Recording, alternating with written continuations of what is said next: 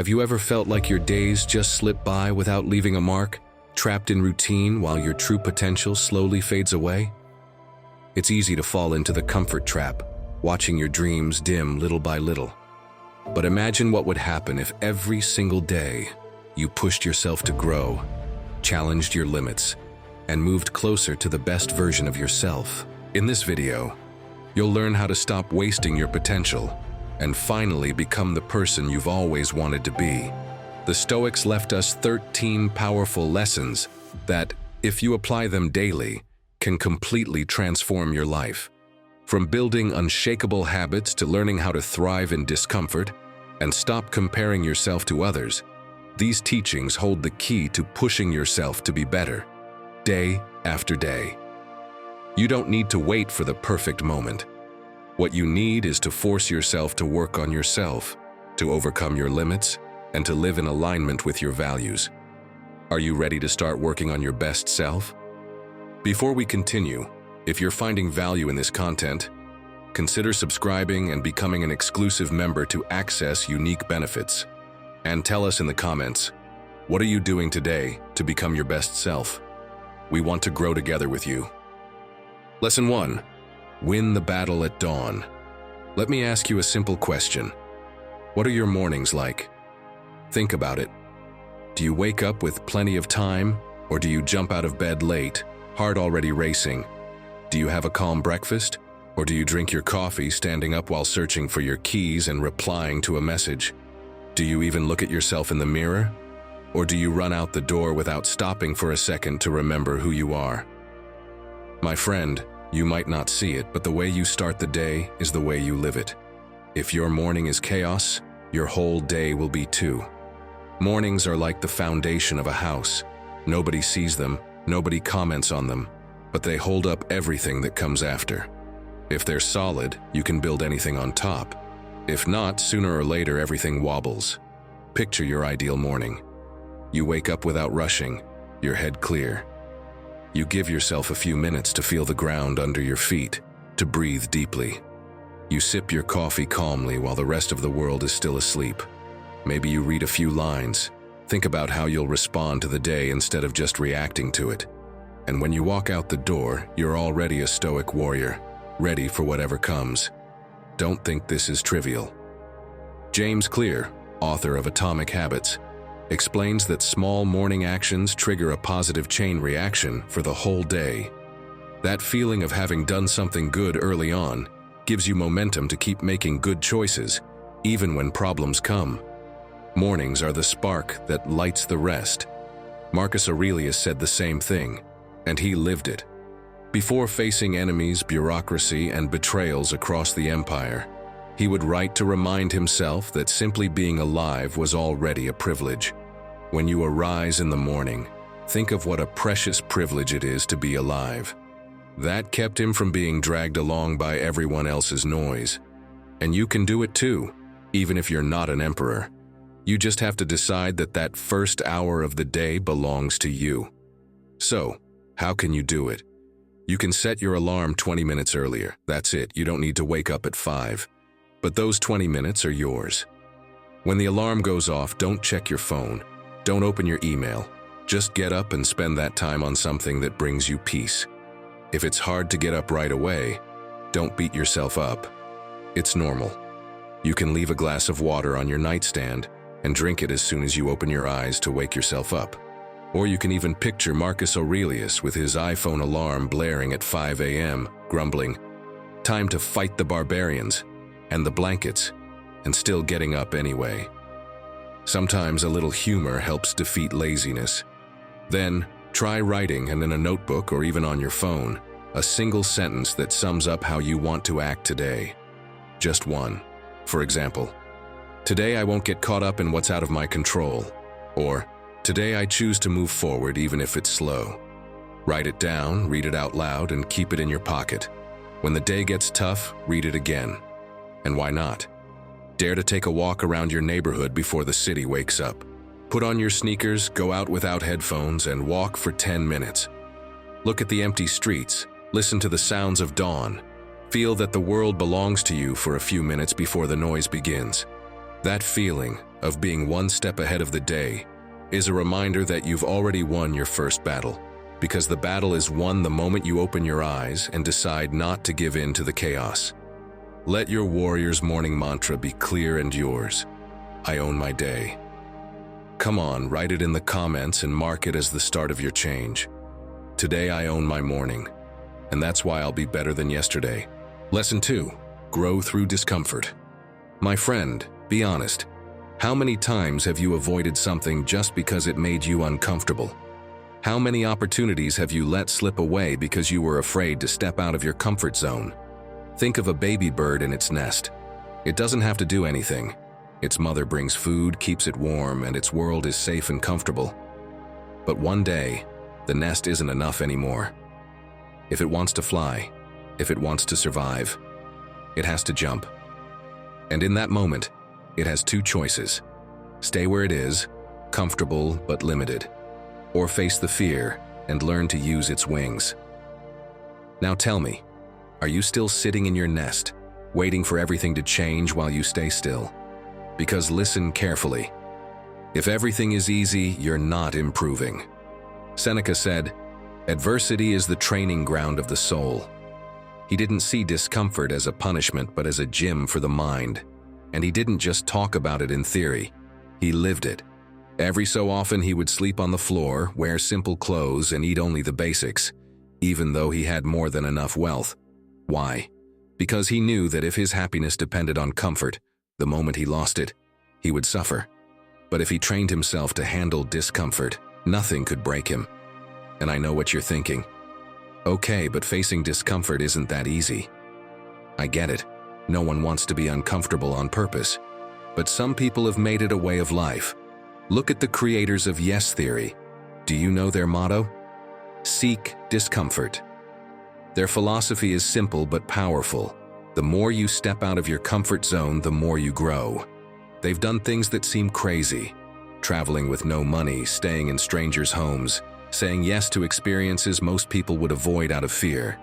And they've documented it all, proving that the more you expose yourself to the unknown, the stronger you become. Don't worry, I'm not asking you to sleep on the floor or travel without money, but I am asking you to start seeing discomfort as a sign of progress. If waking up early to work out is hard, if you avoid difficult conversations, if trying something new scares you, that's exactly where your next level is. Discomfort isn't an obstacle. It's a compass pointing you toward where you need to go. I'm speaking from personal experience. The first time I had to speak in a company meeting, I was terrified. My mouth went dry, my hands were sweaty, my voice was shaking. But I didn't back down. I did it once, then again, and again. Today, my boss trusts me to give talks to the entire team, even to the executives. What used to terrify me is now something I do without even thinking. Because, my friend, discomfort disappears when you face it enough times. Now, I want you to do something. Take a piece of paper and write down the things you avoid because they make you uncomfortable. What could it be? Asking for a raise, resolving a conflict, going to an event alone. Whatever it is, pick one and commit to facing it this week. You don't need to do something massive. Just take one small step.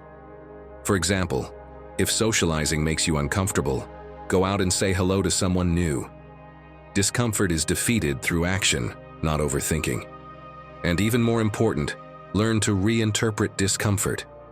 Instead of seeing it as a danger sign, start seeing it as a growth sign. Think about the gym. When you lift weights, your muscles ache. But you know that pain means they're getting stronger. Discomfort in life works the same way. If something challenges you, it means it's making you better. Every time you feel fear or resistance, repeat to yourself, "This is part of the process. This means I'm growing." So tell me, what do you choose? Comfort now or growth in the long run? Because the difference between where you are today and where you want to be lies in the things you haven't dared to do yet. But when you force yourself to seek discomfort, when you accept it as part of the journey, you become unstoppable.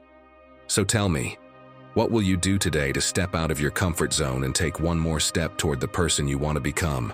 Lesson 3. Your environment lifts you or drowns you. My friend, I'm going to ask you something tough. Have you ever really stopped to think about who you're spending the most time with? Who you talk to every day? Who you listen to? What phrases you hear all the time? Because if you think about it, the voices around you can be fuel or they can be mud. The people you share your daily life with are not neutral. They either lift you up or pull you down. And the worst part? Most of the time you don't even notice, because you get used to it, to the complaints, to the pessimism, to the better not risk it. And without realizing it, you start putting out your own fire just to fit in. Look at the story of Muhammad Ali, a young Iraqi boy who grew up surrounded by explosions, ruins, and fear. In a place where many kids played at dodging bombs, he played at training. His family had no luxuries, no stability, but they had something more valuable. A small, strong circle that told him every single day he could become someone if he worked like a pro. And he did. Today, he's one of the top young talents in Asian football. When asked how he managed to get out of that environment, he said it clearly. "My friends didn't play with bombs, they played at training like professionals." Do you see it? It wasn't luck. It was his environment that pushed him forward. That's a circle of influence. What surrounds you sticks to you, my friend. There are studies showing that your closest environment influences at least 70% of your personal or professional success. And that's not magic, it's exposure. Picture yourself like a hot air balloon. Inside, you've got fire, motivation, energy, but if you're weighed down with sandbags, no matter how much you want to fly, you won't take off. Your environment is those sandbags, and if you don't drop the ones that are too heavy, the ones that hold you back, the ones that keep you grounded, you'll never rise. I'm sure this has happened to you. You decide to start eating better, and suddenly everyone around you seems to turn against you. Come on, one day won't hurt. You used to be more fun, you're getting boring. They laugh, tempt you, hold you back, and of course, to keep the peace, you give in. But at what cost? At the cost of your own progress. Because in trying not to make others uncomfortable, you end up stuck.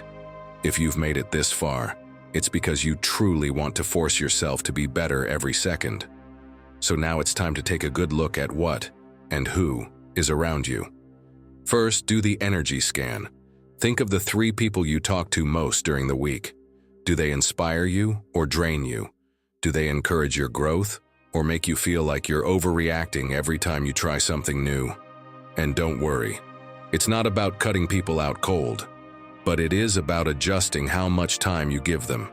Maybe you can't avoid seeing them, but you can decide how much you listen. And more importantly, who gets to influence your decisions? And here's something even more important. Your environment isn't just people. It's also the content you consume, what you watch, what you listen to, what you read. Are you surrounding yourself with videos that push you, books that challenge you, podcasts that open your mind? Or is it just noise, memes, and drama? Feed your environment, because in the end, that's what feeds you. Remember what Seneca said, "Avoid the company of those who do not better you." And he didn't say that to sound superior. He said it because he knew the soul is shaped by imitation, that what you see every day becomes part of you. Now I want to hear from you. Who's surrounding you? Is your environment pushing you forward or holding you back? Share it in the comments. Maybe it'll help you see things clearly, and maybe it'll inspire someone else to take a hard look at their own circle. Because sometimes all it takes is reading a story like yours to realize it's time to drop some weight. And stay tuned, because what comes next is the most important part of all. Because there's no point surrounding yourself with amazing people, building a strong routine, or overcoming your excuses. If you don't do this, this is where it all gets real, where you decide whether you're going to grow every second or keep waiting. Lesson 4. Design habits that have your back. Picture this. You want to take care of your health, manage your weight, feel good about yourself. You leave work convinced that today's the day, but without even realizing, you pass by that same bakery as always, just to grab something. and end up walking out with a bag of pastries that's gone before you even get home. My friend, that's how habits work when you leave them to run wild. They control you like invisible puppet strings. You can't see them, but they decide how you move. Now imagine one day you dare to do something different. You take another route home, skip the bakery, and without meaning to, you find yourself walking past a little bookstore.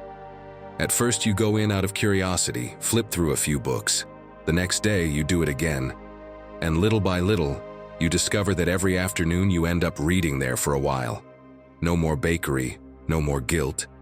Now you've got something that actually does you good. That's how habits work in your favor. Small changes that settle in and back you up when you need them most. I had to learn the hard way that habits take you, whether you like it or not, to where you are now. And if you choose them well, they can also take you where you want to go. I remember one random Monday when I decided to schedule in my calendar that every Monday at 7 in the morning, I'd sit in a cafe and write. At first it was uncomfortable. Every Monday felt like a little battle with myself not to stay in bed. But I stuck with it. And over time, it became automatic. So much so that now the barista already has the usual waiting for me and saves my spot by the window. And thanks to that simple habit, today I'm achieving things I used to only dream about. Because the hard part isn't starting anymore. It's stopping. The Stoics knew this by experience, not theory. Aristotle, whom they quoted over and over, said that excellence is built through habit. Nobody wakes up one day with perfect habits. You earn them by repeating. Nobody becomes disciplined overnight. That's something you work on day after day, even when your motivation is more absent than your friend on moving day. And for that very reason, can you imagine what Seneca would be like today? Picture him at the gym. He'd probably wear one of those shirts that says, "Habits over motivation," don't you think? Meticulously writing down each set of sit-ups in his notebook like they were eternal merits. It might sound funny, but they understood clearly that repeating the right thing day after day was the only way to get better. You probably know Cal Newport, author of Deep Work and a productivity expert. He always says habits keep you from relying on motivation. Because motivation comes and goes, but habit sticks. One of his favorite pieces of advice is to start so small you can't fail. And another, design your environment so the habit becomes inevitable. For example, leave your guitar in the middle of the living room if you want to practice, or turn off notifications if you want to focus. So, are you ready to let your habits fight for you when you're weak? First, pick a habit so easy you can't fail. Something minimal like drinking a glass of water when you wake up, or doing 10 squats before putting on your shoes. The idea is to make it so simple you have no excuse not to do it. Next, tie that habit to another one you already do without thinking.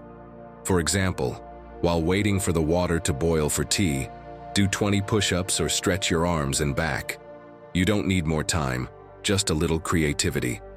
And finally, leave visible reminders in your environment.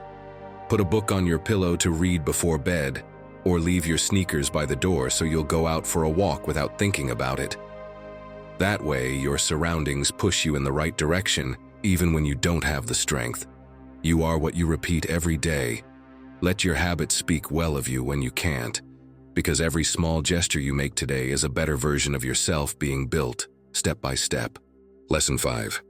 Your body, your foundation for everything. I'm sure it's happened to you. You try to focus, but your mind feels foggy. You want to move with energy, but your body feels heavy, slow.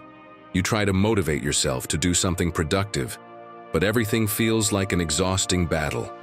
And then it hits you. Your body isn't responding the way you want, and that changes everything. It doesn't matter how much you work on your mind, how many goals you set, how much effort you put in. If your body doesn't support you, everything becomes harder. Let me tell you about my neighbor. For years, her life slowly faded away. She could barely do things on her own. Going to the supermarket became an exhausting challenge. She would get tired from the slightest movement. And over time, she started isolating herself. She stopped going out, stopped smiling. Her world shrank to 4 walls. And the worst part? It seemed like she had accepted that fate, but her daughter hadn't. One day, she decided to do something for her mother. She started encouraging her to move, even just a little. At first, it was slow steps, full of effort, without much motivation. They went outside for 10 minutes, taking small walks. Then, little by little, they added some stretching, some simple exercises at home. And to their surprise, her body started responding. But do you know what was even more incredible? The change in her mind. It was unbelievable. She was no longer the same withdrawn person. Now she goes out for walks, talks to her neighbors, has more energy, laughs more. Taking care of her body didn't just bring back her mobility, it brought her back to life. So tell me, are you going to wait until it's too late, or are you going to start moving today? Walk at least 30 minutes a day. And don't see it as a boring chore. Turn it into your moment. One day, go out with your favorite music, feeling the rhythm push you forward. Another day, leave your headphones at home and just listen to nature, to the city, to the simple joy of being present. It's not just about walking, it's about activating your body and clearing your mind at the same time. And here's another key tip: get enough sleep. It doesn't matter how productive you are during the day. If you don't rest properly, everything falls apart. Want a solid nighttime routine? Try this. An hour before bed, turn off all screens. Dim the lights, set a calm atmosphere, read a few pages of a book, write a little about your day, do something that helps you disconnect. Rest is just as important as movement. Seneca understood this well. We must train the body so that it serves the mind. Your body and mind are the most valuable tools you have. If you train them, if you take care of them, they become your greatest allies. But if you neglect them, they become your biggest burden. So tell me, what's the first step you'll take to take care of your body and mind? Sixth lesson.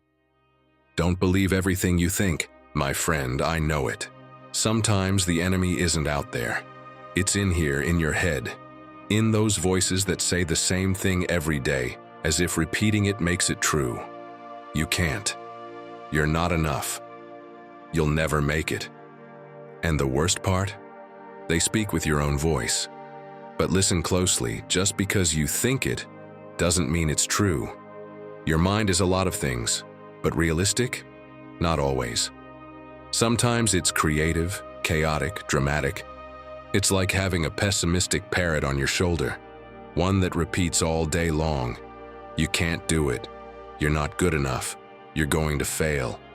And of course you hear it so often, you end up believing it. But that parrot knows nothing. It just repeats what it's heard for years. What you were told, what you assumed, what you believed without questioning. And if you don't question it, it runs your life. You've probably heard of Nick Vujicic. He was born without arms or legs. Imagine what that's like during your teenage years when all you want is to fit in. His mind told him over and over that his life had no meaning, that no one would love him, that he'd never be independent. He even thought about ending his life. But one day, he made a different choice, to change the way he saw his situation. Today, he's a global speaker, he's written books, he has a family with 4 children. In an interview, he said, "When you can't change your situation, change how you see it." And that exactly is what we do when we stop believing everything we think. We separate what we feel from who we are, what we hear from what we choose. Psychology backs this up. Dr. Ethan Kross, author of Chatter, The Voice in Our Head, has studied how our negative inner voice holds us back more than any real obstacle. He suggests a simple, powerful technique: mental distancing. What is it? Talk to yourself in the third person. Instead of saying, "I can't handle this," you say, "How is Laura going to deal with this?" And if your name isn't Laura, change it. It sounds weird at first, but it works. Because when you talk to yourself as if you're someone else, you reduce the emotional weight of your thoughts. You create distance, and you stop melting into fear. So if you want to really apply what Ethan Kross proposes, start by changing that phrase so many people repeat without thinking. "That's just how I am." Turn it into something more honest. "Sometimes I think this way, but I don't have to act on it." Because saying "I'm insecure" is not the same as saying, "Sometimes I have insecure thoughts." One locks you in, the other gives you space. Space to move, to grow, to respond differently, even when your mind pushes you to stay the same. Here's something else that works. When a negative thought shows up, answer it like you'd answer your best friend. If they told you that thought, would you believe them? Or would you tell them to keep going, not give up, to remember what they're worth? Then do the same for yourself. Talk back with compassion, not fear. But don't think this is something you do once and you're done. It's daily training, a constant practice, because your mind won't quiet down on its own. You have to train it, just like you train a muscle you want to strengthen. Thoughts are like clouds. They can be heavy, dark, moving fast, or just hanging there. But they're not the sky. You are the sky, and you're still there, even when everything's cloudy. Epictetus understood this perfectly. He couldn't control what showed up in his mind, but he could choose whether to let it control him. Do the same.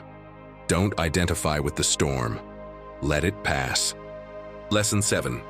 Move forward with giant steps. In a hidden valley where the sun barely peeked over the mountains, there lived a monk known for his strange habit.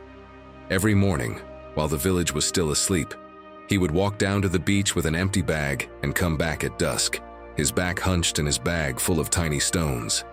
People watched him with curiosity, even mockery. "What does he think he's building? Collecting little pebbles," they whispered. But he just smiled. For years, his routine never changed. A slow walk to the shore, one stone at a time, a silent return. Weeks went by, then months, then decades, and it was only 50 years later, when his hands trembled and his hair was completely white, that his work revealed itself on the hill, a temple sculpted from those stones, beautiful, solid, and serene, that became the pride of the valley. Only then did the people understand that every small gesture, if repeated, can build something impossible to ignore. My friend, that story is not so different from yours. We all want to change overnight, do something big, feel like life turns around in a week. But the truth is, those who move forward with giant steps are the ones who, in the end, achieve what everyone else only dreams about. Picture this. You want to reorganize your home because you know the space you live in affects you. A clean environment helps you think clearer and feel more energized. But you open the door to that room full of boxes, clothes, cables, papers, and it feels impossible. You tell yourself you don't have time, that you can't right now, that maybe another day. You close the door and carry on the same. But what if instead of looking at everything all at once, you just look at one drawer? What happens if today you throw out what's useless, fold what's worth keeping, and just breathe? Tomorrow you could tackle another corner, and in a week, almost without noticing, you'd have created a space where you feel at ease, where things start to make sense. And with every drawer, every corner, you're not just improving your home, you're improving yourself. Epictetus said it best. We don't dare to do many things because they're hard, but they're hard because we don't dare to do them. We freeze, staring at the mountain peak, imagining how far it is, without realizing that you reach it one step at a time. If you start, it stops seeming impossible. So now you know. You don't need an Olympic leap or a heroic feat to start being better every day. All you need to do is move your foot and take that first step. And to make sure it doesn't stay just words, here's how you can start taking those giant steps. Start with a task so small you can't say no to it. Something that takes no more than 2 minutes and improves your environment, even if it seems silly. You can throw out those lonely socks that have been sitting in your drawer for years, dust off a corner, delete useless emails from your inbox. When you're done, don't say anything, just notice how you feel. Also, try spending a minute a day writing down something you accomplished. If today you cleared your desk and put all the papers away, write it down. Today, my space breathes better. That trains your mind to notice your own progress. And if you dare, leave little notes around the house to remind yourself that the small stuff counts too. A well played on the fridge, a one more step on the mirror, you already started stuck to your computer. Trust me, they work more than you think. Giants aren't born giants. They grow inch by inch until one day they're impossible to ignore. And you can start growing that way today too, little by little. Until one day you look back and see the temple you built with your own hands. Lesson 8. Don't work just for applause. Imagine this. You're standing on a stage in front of a crowd. You've just given a speech, performed a song, or presented a project, and suddenly, silence. No applause, no compliments. How would you feel? Most people would feel crushed, because we've been conditioned to believe that success is measured by other people's approval. That if no one claps, then it wasn't worth it. But here's the truth, my friend. If you only work for applause, you're building your life on unstable ground. Marcus Aurelius made this clear centuries ago. Do every act of your life as though it were your last. He didn't say, do it if people will praise you, or do it if you'll get recognition. He simply said, do it, period. Because the real reward isn't in the public's ovation. It's in the satisfaction of knowing you gave it your all. If every step you take depends on validation from others, you will never truly be free. You'll be chained to other people's opinions, shaping your actions to please, to fit in, to be accepted.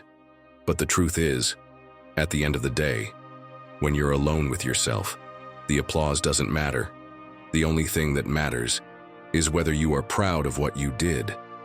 Think of a student who studies all night for an exam. They work hard, prepare, give their best. The day comes, they pass with flying colors, and no one says a word. No one congratulates them. No one even notices. Does that mean their effort was wasted? For many, the answer would be yes. But for those who understand the real key to success, the answer is no. Because the biggest achievement isn't the grade or the recognition, it's knowing that you did it, that you kept your promise to yourself. And now, I want you to think about something. Why do you do what you do? What drives you to put in the effort? If your answer is, so others will recognize it, then my friend, you're on the wrong path. Simon Sinek explains this perfectly. When you work only for external validation, you become a slave to approval.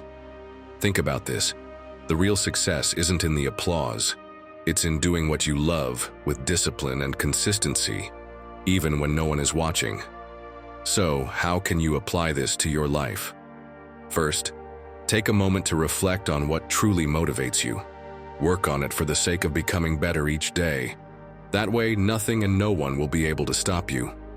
Second, learn to find satisfaction in the process. Imagine completing a project or reaching a goal, and no one notices. Would you still feel accomplished?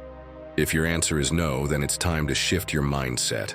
When you learn to value the work itself, even if no one sees it, you become unstoppable. Remember this, if you start working for yourself, to be better every day, to fulfill what truly matters, then no matter what happens, you've already won. Ninth lesson, learn to fail with purpose. Sometimes we think that failing means we're not good enough. But let me tell you a story that shows how, when you fail with purpose, every mistake can actually bring you closer to the life you dream of. For 15 years, a man locked himself in his workshop every single day to work on one idea. He wasn't a mad genius or a famous inventor, just someone stubbornly committed to creating a vacuum cleaner that worked without a bag. Sounds simple, right? It wasn't. He tried once, failed, tried again, failed, and again, and again, and again. We're not talking 5 attempts, not 20. We're talking over 5,000 failed prototypes. More than 5,000 times he got it wrong, tweaked something, started over, and failed again. Anyone else would have quit, but he didn't. Why? Because he understood something most of us struggle with, that every failed attempt wasn't a defeat, it was information. He didn't say, I'm useless. He said, this isn't the way. And that even when it hurts is progress. That man was James Dyson. And thanks to every one of those mistakes, millions of people around the world now use his products. None of it would have existed if he had taken failure as a signal to stop. Instead, he understood what Marcus Aurelius had written centuries earlier. What stands in the way becomes the way. And Dyson lived that. The failure wasn't an obstacle. It was direction. It was the map that showed him where to go and where not to. That's what it means to fail with purpose. Not falling just to fall, but using each stumble as a lever to move forward, smarter, stronger. Now look at yourself. Imagine presenting an idea in a meeting in front of all your bosses. You've been preparing for days. You haven't slept well. You've revised every word, adjusted the slides 20 times. The moment comes. You start talking. Your hands sweat. You give it your best shot. You finish thinking, I think that went well. But then, silence. That uncomfortable kind. They look at you, say thank you. Then someone says, it has potential, but it's not really on target. It doesn't solve what we need. Another adds, maybe we can explore other directions, but this one doesn't fit. And just like that, no yelling, no laughter, your idea falls flat. You smile, nod, say, thanks for the feedback. But inside you shrink. You walk out feeling foolish. You start thinking maybe you're not as good as you thought, that maybe it was ridiculous to even try, that maybe you shouldn't speak up again. Do you know why you think that? Joe Hudson explains it clearly. The thing that holds us back the most isn't the fear of failure. It's the fear of failing in front of others, of being seen falling, of looking weak. But you know what he suggests? Start seeing failure as a trainable skill. Literally. Fail, review, learn, adjust. Like in sports, like in life. Because if you never fail, it's because you're not really trying. And now you're probably asking, how do I actually do that? Well, this might be hard at first, but trust me, it works. Write down your last failure. But don't dramatize it. Write it like a coach reviewing a game. What did you do well? What could you improve? What would you repeat? By putting it into words, you step away from your ego and closer to growth. You can also start a failure museum. A folder, a notebook, a note on your phone. Somewhere to keep your missteps, and next to each one, what you learned from it. You know why? Because with time, when you read it back, you'll see clearly that the person you were wasn't a mess. They were building, and every mistake was a brick. And above all, remember this rule every time you fail. Failure doesn't define you. Staying stuck does. The mistake is part of the path. The choice to never move again. That's what really traps you. Failure, my friend, is like breaking a bone. It hurts. It forces you to stop. It throws you off balance. But if you recover well, that bone heals stronger. That's how character works. That's how courage is forged. Force yourself to get up with more intention, more clarity, more fire. Because if you fail with purpose, you're never starting from scratch, you're starting from experience. And that's where people begin to truly change their lives. Lesson 10. Stop spying on other people's lives. Tell me, how many times do you open social media only to end up feeling like your life is a joke compared to everyone else's? You see one person on a paradise beach, another at the gym with magazine cover abs, someone else flying first class while you, my friend, sit at home in your pajamas with cold coffee and a mountain of tasks staring at you from the table. And of course, it feels impossible not to compare yourself. But I want you to really think about it. Comparing yourself is like trying to cook your dish by following someone else's recipe. It might look pretty in the photo, but chances are it'll come out undercooked, inedible, because you don't know what ingredients they have or how long they've been working on them. And while you're busy spying on their plate, yours is burning without you even noticing. My friend, all that pulls you away from your own process. And your process is your advantage. No one else has your story, your obstacles, your drive. Seneca believed that a man should not compare himself to another, but to himself, from yesterday to today. And he lived that way. In the imperial court surrounded by luxury and power, he kept up his letters and meditations to measure himself only against himself. His goal wasn't to beat anyone, it was to improve a little each day. That's why, if you want to start being better today, the first thing you need to do is stop spying on everyone else's life.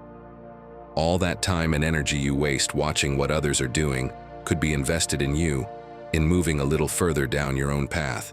That's the real competition, with yourself, not with anyone else. First, every time you feel jealous or inadequate, write down exactly what you're seeing and what you think you're missing. Spell it out. I want to travel to Paris like her. I wish I had his body. I'd love to have a house like that. Then seriously question it. Do you really want it, or does it just look good on a screen? Ask yourself what effort it would actually take to get it, and whether you're really willing to pay that price. Often when you see it in black and white, you realize it isn't even your dream. You just envy it because it was sold to you so well. You can even write a second column next to it with what does matter to you, to remind yourself that your path is different. Then, create your own private reel with 3 things you achieved this week, no matter how small they seem. Organizing your room, going for a walk despite the rain, cooking something decent for dinner, helping a friend, but don't just leave it in your head. Actually record it on video or write it down and add photos. If you dare, put some epic or cheesy music to it and watch it like you're the protagonist of your own story. You can do it Sunday night, and keep it for when comparison tries to creep back in. And if you feel like it, share it with someone close who knows how to appreciate your small victories with you. And finally, cut your time on social media by 20% this week. You'll barely notice, but believe me, you'll feel it. Set a timer on your phone or delete the apps from your home screen. Use that freed up space to move forward with what actually depends on you. You could read 10 pages of that forgotten book, learn a recipe just for yourself, write a couple of paragraphs in your journal, go stretch in the park, or even just sit in silence and plan tomorrow. The point isn't how much time you get back. It's using it to look at yourself and move forward, even if it's just a tiny bit each day. What would happen if you invested all that energy you spend comparing into building something worth looking at?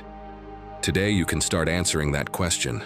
And trust me, no one else has the recipe for your dish. Lesson 11. Invest in yourself as a priority. Have you ever heard the story of the lumberjack? Every day he went into the forest with his old axe to cut down trees. At first things went well, but over time the blade dulled. Cutting a single tree started taking him hours, leaving him completely exhausted. One day someone told him, "Why don't you buy a new axe or sharpen the one you have?" But the lumberjack, frustrated and tired, replied, "I don't have money for that. I need to keep working." And so he kept going, wearing himself out more and more, until one day he simply couldn't continue. He finally realized that unless he invested in a better tool, he would never escape the cycle of endless effort with little result. So he gathered what little money he had, bought a new axe, and suddenly everything changed. The trees fell with less effort, he worked fewer hours, and he finished his days with enough energy to start thinking about new opportunities. Do you see the point? Too often we are just like that lumberjack. We keep pushing ourselves, using our minds, our bodies, our energy, until we're completely worn out. And when someone tells us we need to invest in ourselves, we say, "I don't have time, I don't have money, I can't afford it right now." But listen, the truth is simple. If you don't invest in yourself, you'll keep burning out until there's nothing left. Marcus Aurelius understood this centuries ago. He said, "Always choose to strengthen your mind and body, for everything else depends on it." And he was right. Because if you don't take time to recharge, to learn, to take care of your health, how are you going to move forward? How can you build the life you want if you're working with worn-out tools? Did you know psychology has a name for this? It's called caregiver syndrome. It happens when you spend all your energy taking care of others, your family, your friends, your co-workers, and forget about yourself. The result? You burn out. You lose your health, your energy, and worst of all, your sense of purpose. Because trying to take care of others without taking care of yourself is like trying to pour from an empty cup. You simply can't. In fact, studies have shown that many people with this syndrome suffer from anxiety and extreme exhaustion, all because they never give themselves permission to be a priority. Now think about your own life. Imagine you've spent weeks putting out fires at work, helping others, and constantly putting your needs at the bottom of the list. How do you feel at the end of the day? Probably drained, unmotivated, running on fumes. And that's the problem. When you don't invest in yourself, each day becomes harder than the last. But here's the good news. Investing in yourself doesn't require huge sacrifices. Just small changes that make a difference. Dedicate 20 minutes a day to something that nourishes you mentally or physically. Go for a walk. Read a book that inspires you. Sit in silence and meditate. These moments may seem insignificant, but they help you recharge. And most importantly, learn to say no. I know, it sounds easy, but it's not. However, every time you say no to something that doesn't serve you, you're saying yes to your well-being. Maybe it means canceling an unnecessary meeting or skipping commitments that drain you. Those no's are a way to protect the most valuable things you have, your time and your energy. Investing in yourself is like putting money into a high-yield investment. At first, it might not seem like much, but if you commit to taking care of yourself, day after day, you won't just live better, you'll build the life you've always wanted. And that's something worth fighting for. So tell me, what are you doing today to invest in your best self? Are you going to keep letting your axe wear down, or will you take control and start sharpening it? Let us know in the comments how you're going to invest in yourself and take that first step toward the life you deserve. Lesson 12. Stop believing your own excuses. My friend, your mind lies so well that you don't even notice it. And I'm not talking about big lies. I'm talking about the small ones, the ones you repeat every day without ever questioning them. I don't have time. I'm too tired. It's not the right moment. These phrases sound reasonable, but they're actually the invisible shackles keeping you exactly where you are. Every time you say them, you're not describing your reality. You're justifying your stagnation. And the worst part is, you say them like they're facts, like you've done some kind of objective analysis. But no, they're just excuses dressed up as truth. It's like living in a prison with bars made of paper. At first glance, it looks like a solid structure. You tell yourself you can't break free, that you're trapped by your circumstances, that there's no way out. But if you stop for a second and really look, you realize those bars have no weight. They're just thin pages folded over years of fear, written with lines like, "I'm not good at this," or "It's too late to start." And the saddest part? You built them yourself. Day by day, excuse after excuse, you built that invisible cell. At first, you knew it wasn't real, but time passed and you got used to seeing it, to moving within it, to not pushing, to assuming that was all you were capable of. And the truth is, Epictetus saw this trap coming centuries ago. It's not things that disturb us, but our opinion about them. Because what's really holding you back isn't the difficulty itself. It's the story you tell yourself about it. Your excuses don't describe the world. They describe your comfortable version of the world. And if you keep treating them like laws, you'll keep living in the prison you built with your own hands. Now picture this. You want to start waking up early because you know it'll give you more focus, more energy, more structure. But you say, "No, I'm just not a morning person." And you repeat that like it's your horoscope, like it's written in your DNA. But then you stay up till 2 a.m. watching videos you don't even remember. So, really, can't you get up early? Or do you just not want to go through the discomfort of changing? And hey, don't worry, it's not just you. Did you know there's something called mental friction? Dan Coe explains it well. He says your mind, when it senses that something will pull you out of what's familiar, invents reasons not to act. That's mental friction. They're not just random excuses. They're defense mechanisms. Your brain protects you from change because it sees anything new as a threat. So instead of saying, "This is uncomfortable," it tells you, "This isn't for you." And that's where the self-deception begins. Dan suggests something simple. Catch yourself in the exact moment you start justifying. In that split second when you say, "I'll do it later," "I can't today," "maybe tomorrow," because that's the critical moment. If you let it pass, you fall back into the cycle. But if you catch it, you can break it. So now tell me, are you going to keep believing the same old stories? Or are you going to force yourself to grow second by second, even if it's uncomfortable? Because if you really want to move forward, you'll need to break that thinking pattern. And to do that, here are 3 things you can start doing today. First, write down your most common excuses on a sheet of paper. one by one. No filters. And next to each one, write what a Stoic would reply. For example, if your excuse is, "I'm tired," right next to it, then work slower but don't stop. Or, "I don't have time," and add, "Make space, prioritize. Time exists, you're just not where you need to be." Second, record yourself saying your excuses out loud, but with an exaggerated voice, like a theater character. Then play it back. You'll see how ridiculous it sounds. When you get some distance, you realize you're not stuck. You're just stuck in a script. And third, every time you catch yourself about to throw out an excuse, do one micro action, just one. One push-up, one message. Open that file you've been avoiding for weeks. You don't have to do everything, but you do have to do something. Because action, no matter how small, has more power than the most elaborate excuse. And I'll leave you with this. What if the excuse isn't real? What if you are the silent saboteur of your own life? Every time you repeat one, you're choosing not to grow. And remember, my friend, this life won't wait. Next time your mind tells you you can't, answer like Seneca would. While you hesitate, life passes, and second by second, it slips away. Lesson 13. Small steps change your life. Picture this. You wake up one morning, walk toward your front door, and there's a giant boulder blocking the way.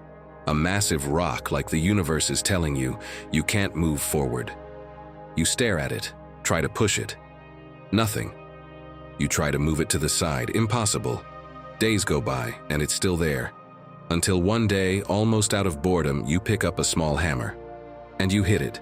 Just once. Nothing happens. But the next day, you hit it again. And again. Every day, just one strike. Doesn't seem like much. But after a week, a crack appears. After a month, the crack spreads. And if you keep hitting it, one day, the rock breaks. And finally, you can step outside. That's how real growth works. Not with epic pushes or Monday motivation.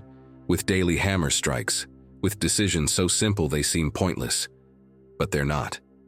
Marcus Aurelius said it plainly. Don't waste what's left of your life wondering how to live it. Just live. And living doesn't just mean existing. It means moving forward, even if it's just a millimeter a day. Even if no one claps for you. Even if it feels like nothing is changing. Because everything is changing. Today you could make a tiny but powerful decision. Drink one more glass of water. Go for a 10-minute walk without your phone. Say no to someone without feeling guilty. That's not revolutionary, but it's progress. And every small step you take, every single one, is a way of forcing yourself to grow, second by second, even if the results haven't shown up yet. Most people don't change because they think it has to be something huge, that they need to transform their life with fireworks. But no, you just need to move 1% every day, just that. Do you know what that means over a year? You'd be 37% better than the person you are today. 37. And you don't need a revelation, you just need repetition. This isn't about motivation, it's about system. And if you don't believe me, let me tell you about someone who made it happen. No excuses. Ashcharya Paris was a fashion designer in Sri Lanka. She lost her sight in a terrorist attack. In a single second, her world changed forever. What did she do? What she could. She learned Braille, restructured the way she worked, started visualizing in her mind what she once did with her eyes. Second by second, she adapted and rebuilt her life step by step. Today, she's recognized as the first blind fashion designer in her country. And she did it without magic, without miracles, just with small, steady decisions, with daily hammer strikes. Let me ask you something, my friend. Are you waiting for a big change, but still not making your bed? Still ignoring that email you've been avoiding for weeks? Still haven't put away the clothes you tossed on the chair 3 days ago? Because change doesn't start when you buy a course or make some huge promise. It starts when you do the things you're ashamed to admit you're still not doing. What actually works is having a system that supports you. Start a habit tracker, but not for 10 things, just 3. The most important ones. Keep track even when you miss a day. It's not about control. It's about awareness, about seeing with no excuses whether you're moving forward or not, whether you're growing, even just a little. Because when you look honestly, you realize you don't need to change everything. You just need to change something every day. And remember, don't underestimate the normal days, not the big accomplishments, the normal ones, the ones that seem repetitive. Because those are the invisible bricks of the life you dream about. The person who expects every day to be exciting ends up stuck waiting while everyone else builds. My friend, next time you say, "I want to change my life," don't look up at the sky searching for signs. Look at your feet. What step are you taking today, right here and now? And if you want this to be the moment when everything starts to change, write it in the comments. Say it. Because sometimes, just putting it into words is your first act of courage, and we're here to walk with you with Lesson 14. Define your inner compass. How many times have you promised yourself that this time, for real, you're going to improve? But after a few days, you don't even know where to start? Believe me, it's not that you're weak. It's that you're missing something obvious. If you don't know what better means for you, you'll never find it. People mindlessly copy what they see in others. But my friend, trying to improve without a compass is like climbing a mountain with someone else's map. Sure, you might reach a summit, only to realize it's not the one you wanted to climb. Some people kill themselves at the gym to get a perfect body because they saw on Instagram that that's what success looks like. And then what? They don't even feel good, and it's not for their health. And when they finally realize it doesn't make them happy, they quit. That happens because they never stop to ask themselves, is this really mine? Or am I just following the noise? Picture this. You've spent years studying medicine because your whole family insisted it was what's best for you. You didn't sleep, you cried over your notes, you did endless shifts. And now every time you walk into a hospital, you feel like you can't breathe and you hate being there. And you know you never looked for your passion. You just followed the path others marked out for you because you were scared to change, scared to disappoint them. And now you find yourself with a knot in your throat wondering, what would my life look like if I actually worked for me? On my terms, not theirs. My friend, remember what Seneca said, "No wind is favorable to the one who doesn't know where he's going." He didn't say that to sound elegant or to have it framed on a wall. He said it because he lived it. For Seneca, every choice he made had to answer one clear question. Does this bring me closer to the life I want, or take me farther from it? When he was an advisor at court, he would write his letters at night so he wouldn't forget who he was or what he valued. He didn't let the applause or the criticism of others knock him off course because his compass was already set. You can do the same. It's not about writing philosophical treatises. It's about knowing what your port is and reminding yourself of it every single day. Even if no one else supports you, you have to do it for yourself, to be better every day. As Lex Fridman says, find your mission, even if no one understands it. Without it, you're nothing. So, are you ready to find your inner compass? First, write a brutally honest list of the things that make you feel alive, even if they sound ridiculous. Maybe dancing salsa at home in holy socks, cooking for your friends like you're a TV chef, spending whole afternoons fixing old bikes, throwing themed horror movie parties, reading poetry out loud. Whatever it is, as long as it's yours. Second, figure out what values are hiding in those things. If dancing makes you happy, is it because of the freedom? If hosting dinners excites you, is it because of the connection with others? If you love taking things apart to understand them, is it because of creativity? Third, put it to the test this very week. Say no to something that doesn't fit your compass and see how you feel. If your value is authenticity and you accept a date just out of obligation, then ask yourself if that brings you closer to yourself or farther away. So tell me, do you really want to keep running aimlessly just to feel like you're moving, even if it's towards somewhere you don't want to go? Or you can stop, choose your port, and start walking firmly, with the certainty that each day, no matter how small, you can be better than yesterday. Because it doesn't matter when you arrive, What matters is that today, tomorrow, and always, you keep building the life you truly want. Lesson 15. Small steps, big changes. Think of an elephant, majestic, powerful, walking with steady steps across its territory. Now let me ask you, do you think it learned to walk all at once? Spoiler alert, no. When it was born, its first steps were wobbly, uncertain. It stumbled, fell, and tried again. But it never gave up. Every small step led it to become the giant that now moves effortlessly for miles. That's how progress works. It starts small, shaky, until one day, without realizing it, you walk with the strength and confidence of that elephant. The Stoics understood that progress isn't measured in big leaps, but in daily effort. They didn't expect to have everything overnight. If they lived today, they wouldn't be looking for the perfect shortcut or the latest hack for success.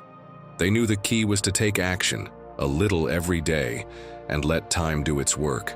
And I'm sure you've heard of James Clear, right? He popularized the idea of improving by 1% every day. He calls it the power of marginal gains. Think about this. If you improve by just 1% daily for a year, by the end, you won't just be a little better, you'll be 37 times better. Sounds like magic, but it's not. It's just consistency. The best part? You don't have to make huge changes, just small, intentional steps, repeated over time. How many times have you wanted to start something but never did because you felt like you had to do it all at once? How often have you thought, I don't have time to read an entire book? Here's the trick. You don't have to read it all at once. If you read just 4 pages a day by the end of the year, you'll have read more than 5 books. 4 pages may seem like nothing, but if you do it daily, you'll have read over 1,400 pages. That's 5 or 6 books. And the best part? You won't even feel like you're making an effort. Let's say you want to save €1,000 this year. Obviously, you're not going to try to put away all 1,000 at once, because, let's be honest, you'd have nothing left for the rest of the month. That would be like trying to eat an entire watermelon in one bite. Impossible, right? The logical way is to do it little by little, slice by slice, enjoying each step without choking on it.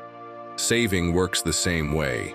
You can start small, like putting aside any spare change at the end of each day, or rounding up your expenses to the next euro and saving the difference. Make it easy and manageable. As Marcus Aurelius said, nothing happens suddenly. Everything is the result of small steps. And here's another key. Celebrate your progress, no matter how small. Maybe you saved €20 this month. Don't think, that's nothing. Celebrate it, because you're moving forward. Every small win is one step closer to your goal and gives you the motivation to keep going. Remember, those tiny steps, when added up, are what create massive transformation. The power of small steps is that they compound. Day after day, 1% here, 1% there, and suddenly, you realize you've completely changed your life. So tell me, what small step can you take today? You don't have to do it all at once. You just have to start. Because when you push yourself to be just a little better every day, you're building a version of yourself that doesn't just achieve goals, it exceeds them. Lesson 16.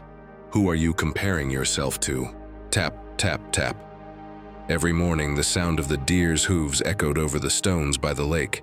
He was fast, graceful, agile. He liked seeing his reflection in the water, feeling strong, moving effortlessly through the trees. But everything changed the day he noticed a chameleon. The tiny reptile, perched on a rock, shifted colors with magical ease. Green, gray, brown. It adapted to everything. The deer watched and thought, all I can do is run. He can transform. I'm useless. From that day on, every time he saw another animal, he felt smaller. The beaver built impressive dams. The owl knew everything. The fox was clever. The deer stopped running. He stopped going to the lake, stopped looking at himself. Until one day, the chameleon asked him, aren't you running through the forest anymore? And the deer, head down, answered, what for? You all have gifts. All I have are legs. And then the chameleon, without changing color, hit him with the truth. You're the only one who stopped doing what he loves, not because you're worthless, but because you spent your life looking around instead of remembering who you already were. From then on, the deer stopped looking and started running again. Now look at yourself. How many times have you held back just because when you looked around, you convinced yourself you weren't enough? How many times did you see someone else moving forward and think, why should I even try? The worst thing about comparison isn't that it makes you feel small. It's that it makes you forget who you are, and you stop moving. Seneca had already made it painfully clear. True happiness comes from self-sufficiency. But of course, that sounds nice in a book, and hard to live when you open social media. You see someone traveling, smiling, succeeding, and you, in your pajamas, with a cold cup of coffee, thinking you must be doing something wrong. But you don't see their bad days. You don't see their doubts. You don't see the effort. You're comparing your whole life to their best angle and best lighting. Did you know that comparing yourself to others can kill your motivation, even if you're doing well? It sounds strange, but it's been proven. Psychologist Thomas Musweiler from the University of Cologne studied this and discovered something fascinating. When you compare yourself to someone far beyond your current reality, your drive shuts down. But when you compare yourself to your own past, your motivation skyrockets. The key? Look at you, but the earlier version. Not the person next to you, not the one online, you. Because that's a worthy rival. So if you really want to stop sabotaging your progress with useless comparisons, here are some things you can try. Start a journal of personal wins. They don't need to be epic. Today you went for a walk, finished a book, said no to something you didn't want to do. Write it down. Keep track. Don't forget all the things you are achieving. And if you're more visual, take pictures. Training? Document your progress. Want to read more? Make a chart and keep track of how many books you finished this year. It's not about proving anything to anyone. It's about reminding yourself that you're already moving. Also, set goals that come from you, not ones you picked up online. Do you really want to move to another city, or do you just think you should because everyone else seems happy traveling? Are you excited to start your own business, or is it just another trendy goal? Align your goals with your values, not with the noise around you. Another thing, set a real limit on your time online, not to punish yourself, but to protect yourself. And with the time you get back, use it to build yourself. Learn something new, go for a walk, have a conversation without a screen. Because no one grows while they're comparing. You grow when you act. My friend, forcing yourself to be better every second isn't about competing with others. It's about stopping the comparisons and taking back your own voice, the one you lost between likes, motivational videos, and other people's achievements. So next time you feel small because you looked at someone else, change direction, look inward, then look back, and then keep moving forward. Because the only thing that really matters is this. Are you a little better today than you were yesterday? If the answer is yes, then you're winning. And you're building something no one can take from you. Your own path. 17th lesson. Turn your dreams into blueprints. There's a story that's always impressed me. It's about a brilliant man with ideas so big they could have changed the world. He dreamed of delivering free energy to the entire planet. Imagined a wireless system to light up whole cities. In his mind, it was already done. He even sketched it all in detail in his notebooks and filled rooms with blueprints. But my friend, it never went beyond that. He worked, yes, but he was always missing something. Resources, support, the perfect moment. And while he waited, his health, his money, and his time slipped away. He died alone, his notebooks full of castles in the air. That man was Nikola Tesla. You might think that won't happen to you because your dreams aren't as crazy. But look closely. How many times have you said you're going to start your business, learn a language, change your life? And here you are. Your dreams are like castles in the air. Pretty, sure, but no one can live in them until you lay down the foundation. And the longer you wait to start, the further away they drift. I'm reminded of what Marcus Aurelius said. Do every act of your life as if it were your last. And no, I don't picture him putting off conquering his empire until inspiration struck or he bought the right toga. He did it, even if it wasn't perfect, because he knew there was no time to waste. Picture this, my friend. You've been saying for 3 years that you're going to launch your YouTube channel. You already have the perfect name in a folder, a logo designed by a friend, even an animated intro with epic music. You've even rehearsed in front of the mirror what you'll say in your first video. But every time it's time to record, you tell yourself you still don't have the right camera. You need a better mic. Today isn't a good day because you're tired. Meanwhile, you watch others start, make mistakes, learn, and get better, while you keep waiting for the perfect conditions. So, do you want to keep collecting pretty ideas or start building your reality? Do this. Choose just one goal and break it down. If your dream is to write a book, don't torment yourself over the table of contents or the chapters. Start with 1 paragraph today, even if it's bad. What matters is getting it out of your head and onto the page. Also, get yourself a notebook to force yourself to bring your dreams down to earth. Every week, write down one specific action with a date, no more someday. Give it a day and a time. And if you don't do it, double it the next week so your pride stings a little and you stop putting it off. And don't underestimate the power of something silly. Promise yourself a goofy reward for every step you take. When you finish your first video, have a croissant. When you write the first 3 pages of your book, do a ridiculous dance in your living room. That way your brain starts associating action with pleasure, not with suffering. So my friend, I ask you sincerely, are you going to keep dreaming or are you going to start building? Leave it in the comments and tell us. What's the first step you're going to take today to get closer to that dream?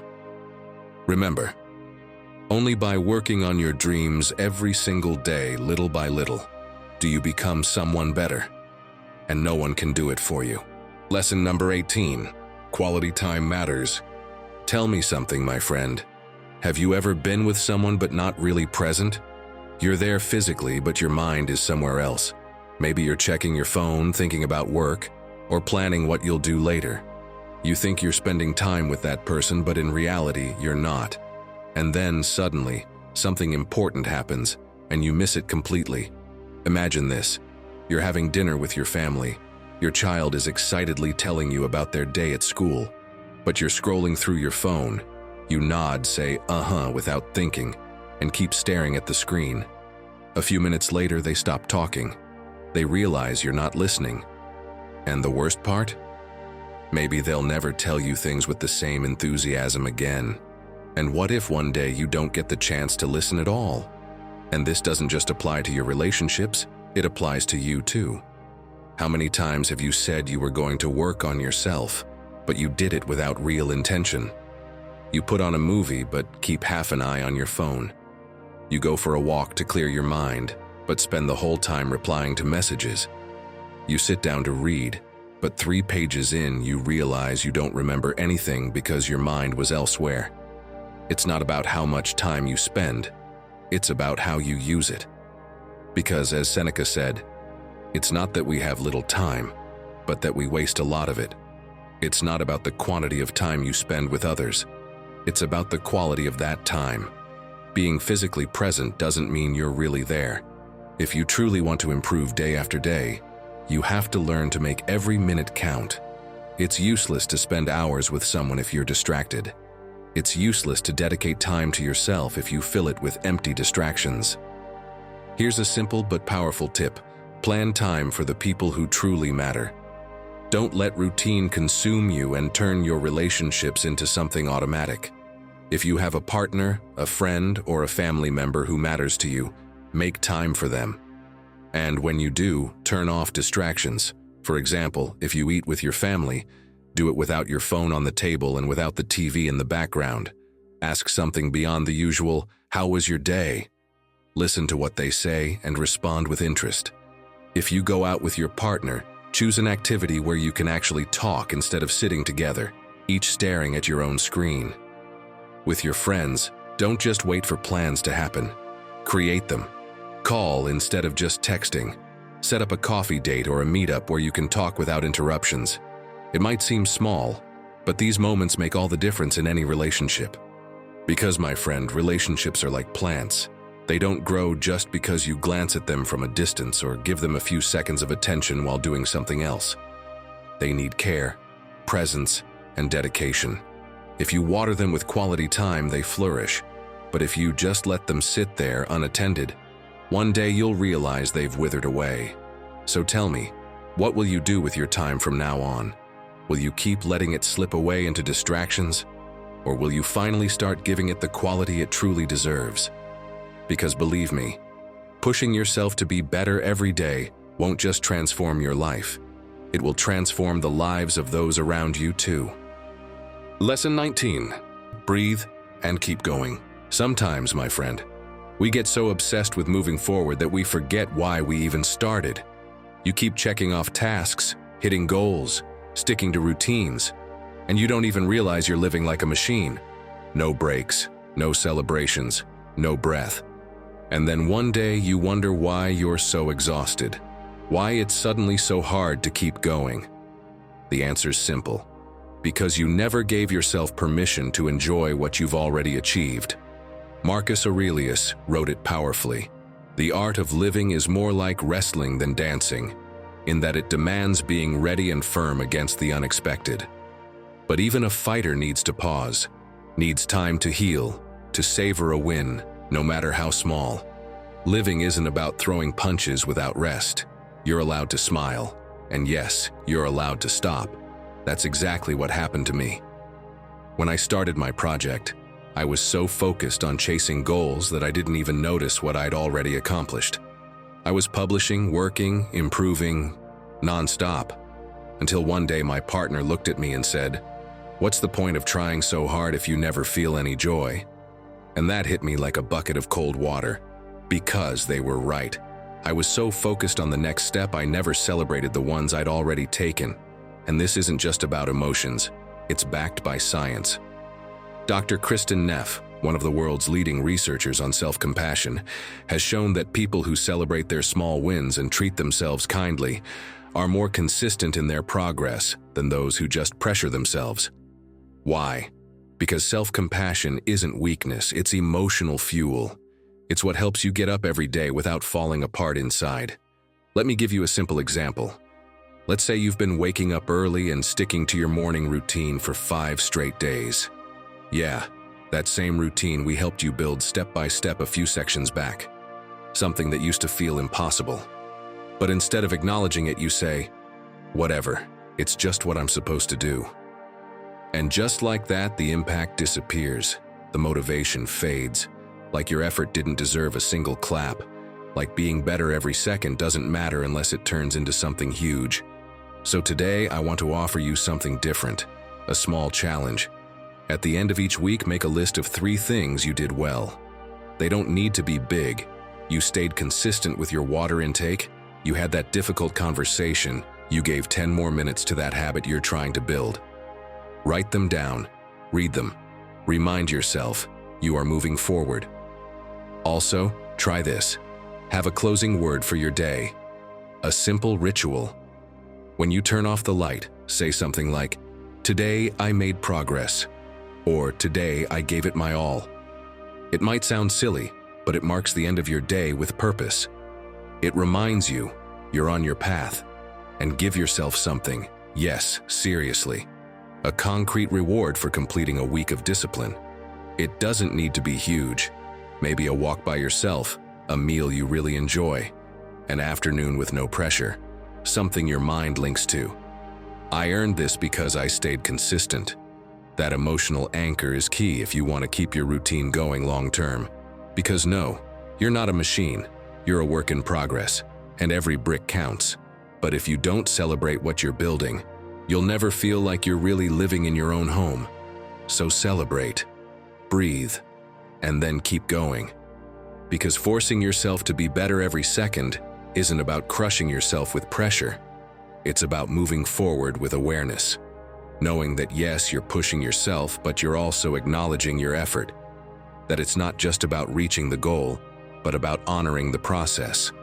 So today, right now, pause, look at yourself, and give yourself the credit you deserve, because you're doing well, and there's still so much left to build. Lesson 20. Break the bubble. Your comfort zone is like a hot tub. At first, it's pleasant, warm, almost irresistible. But the longer you stay there, the more wrinkled you get, the stranger you start to smell. And yet you stay because it's comfortable. My friend, you don't even realize it. But that bubble that protects you so much is also suffocating you. And the worst part? You think stepping out of it means throwing yourself headfirst into a volcano, when really it's enough to just stick one foot out for things to start changing. You know who didn't stay inside his bubble? Epictetus. He understood it well. Difficulty shows what people are made of. And don't think he said that from a comfy chair with a glass of wine in his hand. He said it as a slave, living through discomfort every single day. And even then, he didn't settle for what he knew. He didn't cling to the safe. Because he understood that every time he stepped outside his comfort zone, every time he faced something hard, he discovered a new part of himself. Picture this. Your dream has always been to get up on a stage. You finally sign up for an improv theater class, full of excitement but with a knot in your stomach. You show up the first day and the first thing you see is professional actors warming up their voices, reciting Shakespeare from memory, looking at each other with confidence while you stand there sweating with your hands in your pockets. You feel like they're all staring at you, like a penguin in a chicken coop. Your legs shake and for a second you think about turning around and leaving. But you take a deep breath, break your bubble, and decide to stay. That night, unexpectedly, you laugh like you haven't in ages. You feel alive, happy, and each Tuesday you come back, you feel yourself improving a little more. You meet incredible people, make friends, and then the best part happens. One day they call you to act in your favorite play. Do you see? That little discomfort ends up teaching you more about yourself than all the years you spent feeling safe. Writer and speaker Elise Loehnen talks about exactly this. On her podcast, Pulling the Thread, she explains how making yourself uncomfortable on purpose is a way to find your true voice. She shares how, for a year, she forced herself to do one thing a week that made her sweat with discomfort. From asking a question in public to dancing alone at a wedding where she didn't know anyone. And each time she came out a little stronger, a little more confident, a little more herself. And yes, I know it's not easy. I know the very thought of it ties your stomach in knots. But I trust you can do it, and that every day you can take another step to be better than yesterday. So let's do like Elise. First, make a list of 5 things you always avoid out of fear. Write them down without holding back. Anything goes. It could be raising your hand in a meeting and sharing your opinion, asking for a discount in a store, singing at karaoke, or maybe inviting someone for coffee. Choose the easiest one and do it this week. Then change just one daily routine. Something simple. Walk a different route to work, sit at a different table in your usual cafe. Talk to the person in the elevator and ask how they're doing. At first it'll feel strange, but your mind will start opening up to the new. Finally, set yourself a silly social challenge. Something almost comical but effective. You could compliment a stranger on their shoes, ask the barista how their day is going, or smile at the first neighbor you see even if you don't know them. Those little cracks in the bubble let in fresh air and make you feel alive. Now tell me, what step are you going to take this week to break your bubble? Leave it in the comments. We want to hear it and cheer you on, because sometimes just one single move is all it takes for everything to start changing. Lesson 21. Build habits that never fail. Do you know the biggest mistake people make when trying to change their lives? Believing that willpower alone will be enough. Listen, no matter how motivated you feel, that energy won't last forever. But do you know what will? Habits. Because, let's be clear, strong habits aren't built on motivation. They're built on systems. If you rely only on willpower, sooner or later, you'll fail. But if you design a system that works for you, habits become second nature. Let me share something personal, something that might help you. A few years ago, I had an injury that forced me to stretch every day to avoid pain. At first, I struggled with consistency. I'd do it one day, but the next, I'd forget or just not feel like it. It was frustrating, but one day I decided to change my approach. I stopped relying on my memory or willpower. I created a system. I placed my yoga mat right next to my bed so it would be the first thing I saw in the morning. I made it a ritual. I played the same 3-minute song every time and committed to doing it, no excuses. The result? Within weeks, I didn't even have to think about it anymore. It became automatic. That system changed everything, and the habit stopped feeling like a burden. Scott Adams, the creator of Dilbert and author of How to Fail at Almost Everything and Still Win Big, puts it bluntly: goals are for losers, systems are for winners. What does he mean by that? Goals on their own can trap you in frustration. You become so focused on the final result that you forget what really matters: the process. If you're only thinking about the outcome, every little setback can feel like a failure. But if you focus on building a solid system that moves you forward day after day, the system will keep you going, no matter what. So, how do you create a system that builds habits that never fail? Start small. Don't try to change everything at once. Let's say you want to drink more water. Don't aim for 2 liters a day right from the start. Begin with something manageable, like drinking a glass of water as soon as you wake up, and make it easy. If a habit requires too much effort, you'll quit. Think about it. What's more effective, getting out of bed and walking to the kitchen to fill a glass of water, or having a full bottle of water already waiting for you on your nightstand? The answer is obvious, right? When you remove obstacles, habits become effortless.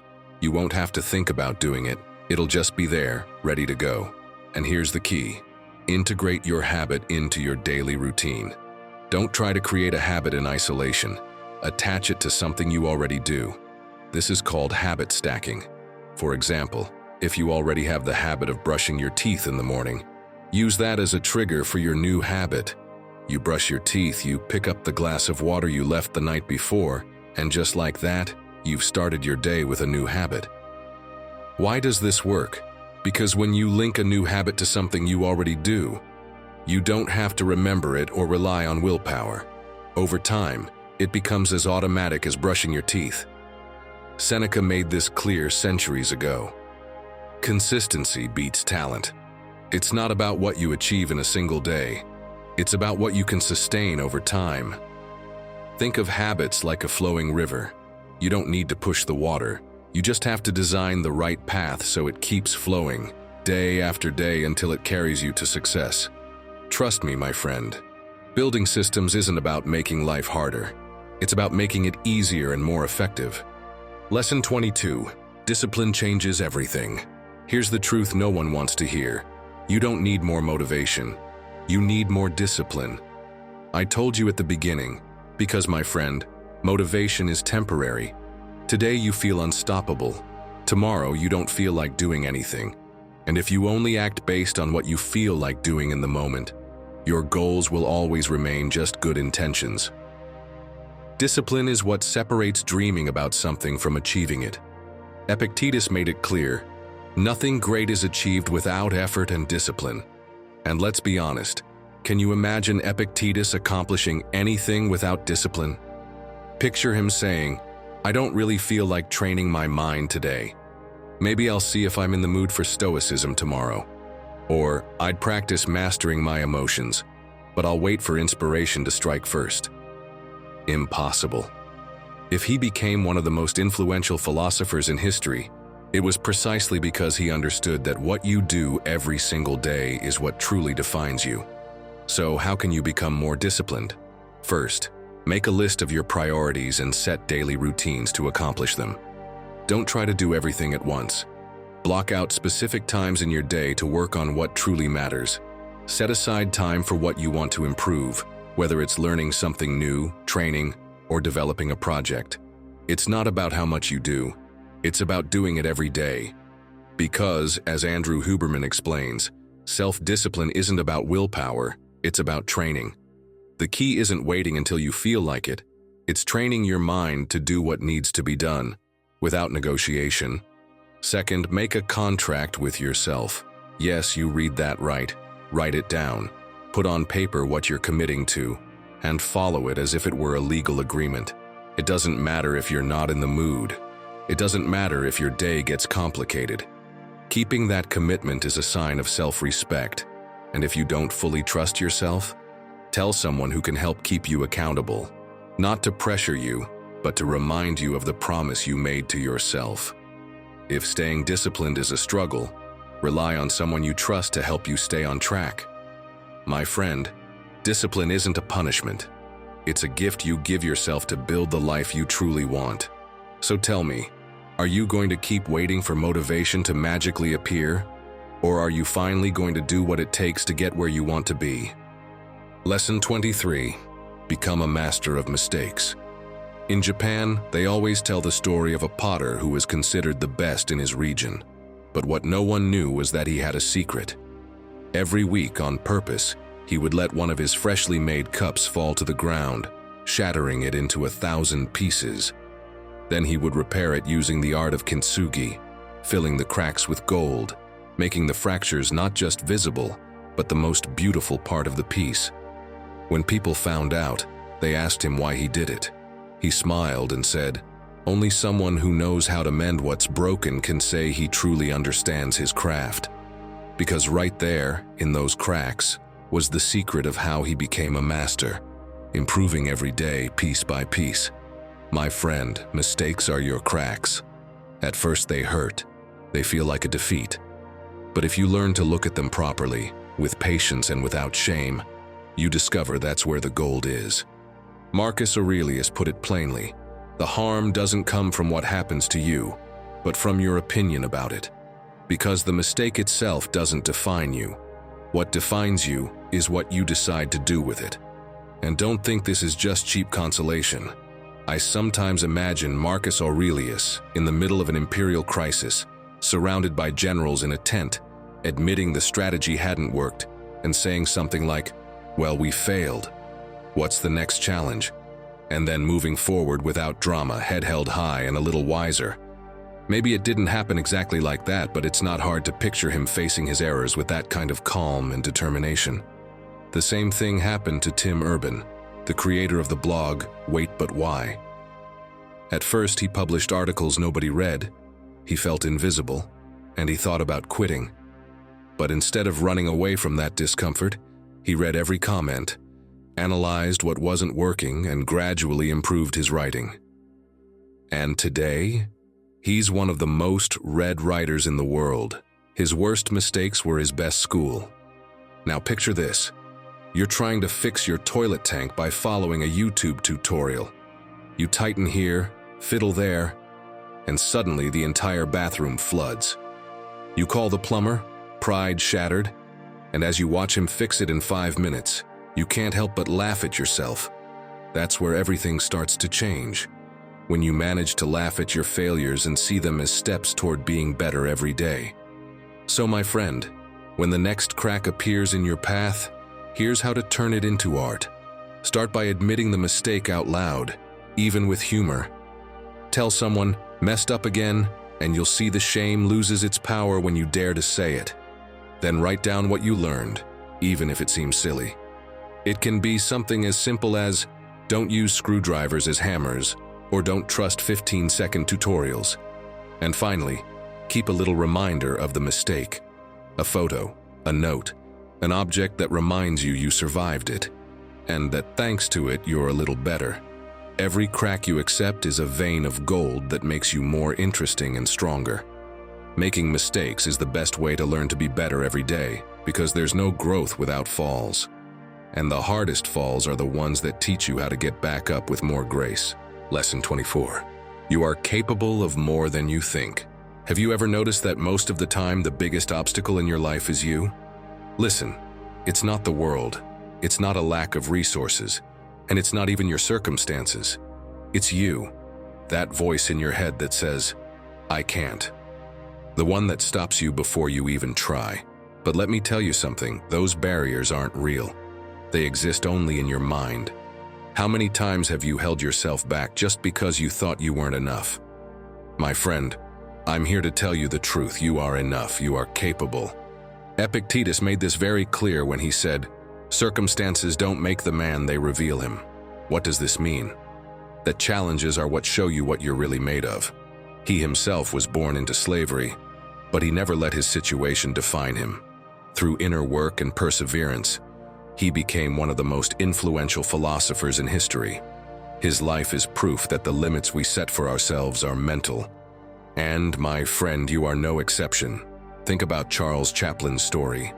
As a child, he lived in an orphanage, spending entire days just trying to find something to eat.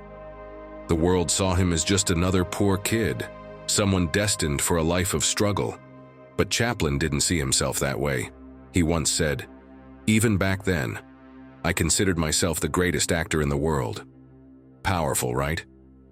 That belief in his own potential is what led him to become one of the most legendary figures in film history. And this isn't just philosophy or feel-good stories. Science backs it up too. A study published in Psychological Science analyzed how self-belief affects performance in challenging situations. How did they test it? They asked a group of people to take on difficult tasks, solving complex problems, completing physical exercises, and found that those who truly believed in their ability not only performed better but also persisted longer, even when things got tough. Why does this happen? Because when you think you can't, your brain shuts down. But when you believe you can, something shifts. Your mind starts searching for solutions, for alternatives, for ways to push forward. Your mindset is the key to unlocking your true potential. Now let me put you in a situation. Imagine you're faced with an opportunity, giving a presentation, applying for that dream job, reaching out to someone you admire. But instead of taking the leap, you start thinking, "I'm not ready. Someone else will do it better." Sound familiar?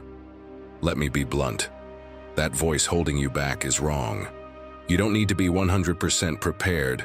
The only thing you need to do is start. Isn't it time to change that? Here are 2 things you can do today. First, make a list of things you believe are impossible. Maybe it's running a marathon, writing a book, learning a new language. Write down just one and take the first step. Buy a book, go for a walk, sign up for a course. But do something. Second, challenge yourself once a week. Step out of your comfort zone. Speak in public, say no when you'd usually say yes, or try something that scares you. Each challenge will prove to you that you're far stronger than you thought. Because believe me, you are worth more than you think, you know more than you realize, and you matter more than you imagine. Your potential is there, waiting for you to stop limiting yourself. So tell me, how much longer are you going to wait before discovering what you're truly capable of? Lesson number 25. Obey the plan, not the laziness. Ah, my friend, how many times have you heard that laziness won't get you anywhere? And yet every time you hear it, you probably think, yeah, I know. And then you stay right where you are once again, waiting for the perfect moment to act. As if one day you'll magically wake up full of unstoppable energy that changes everything. But no, that's not going to happen. Because if you're waiting to feel like it before doing what you know you need to do, you're going to be waiting your whole life. Let me tell you something. There's a scene in the film Whiplash that I'll never forget. Not because of the blood, the yelling, or the tension, but because of what it represents. Andrew, the main character, sits in front of his drum set.